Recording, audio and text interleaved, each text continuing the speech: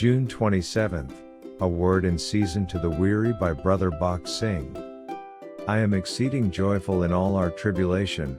2 Corinthians chapter 7 verse 4. In 2 Corinthians chapter 12 verses 3 and 4, Paul says, "And I knew such a man, whether in the body, or out of the body, I cannot tell, God knoweth, how that he was caught up into paradise, and heard unspeakable words, which it is not lawful for a man to utter." What a privilege it was to be caught up to the third heaven and hear unspeakable words beyond man's understanding. There God gave him many visions and revelations. Though Paul had many visions and revelations, he could not know the meaning of grace. God could have taught him about grace in the third heaven, but God knows better. He taught him through pain. If you want to know God, you have to be upon the earth and learn about His grace. The apostle was a learned man and he knew the scriptures well, as he himself testified in Philippians chapter 3 verses 5 and 6. He was quite familiar with all the scriptures and prophecies.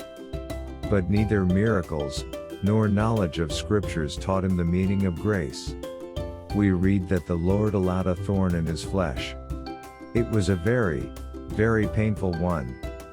Many preachers and scholars try to find out what the thorn was. When God Himself is silent about it, we should not go on trying to guess. It is for a purpose. God has kept it a secret. It must have been a painful thorn, because Paul prayed 3 times for its removal. He did not murmur or grumble about his physical pain. We shed tears for small things.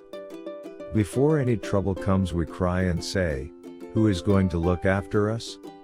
But Paul was not such a man. He never grumbled or complained.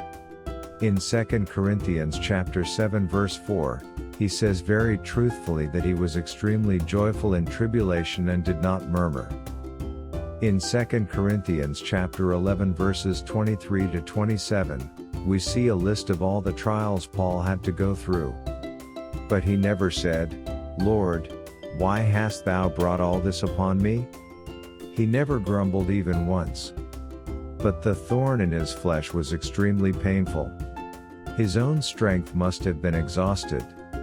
That was why he begged the Lord thrice. He must have prayed saying, "Lord, I beg thee, I beseech thee, take away my thorn." These are not ordinary words.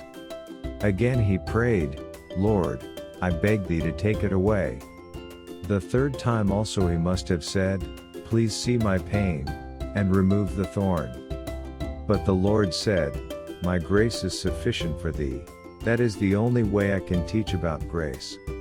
Paul preached boldly to everyone, saying, "By grace are ye saved, I am what I am by the grace of God," and so on. He preached and wrote these words that people may experience God's grace. He alone had the privilege of being caught up to the third heaven, in the history of the whole church. Now God was saying, "My beloved Paul, what I did not say to you in the third heaven or teach you by other means, I have to teach you by this painful thorn. It must remain there. That is why the thorn is given to you. Do not pray any more."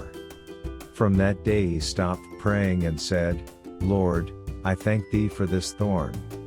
Whenever the thorn became painful, he began to sing and praise God, saying, "I thank thee, Lord, for the thorn.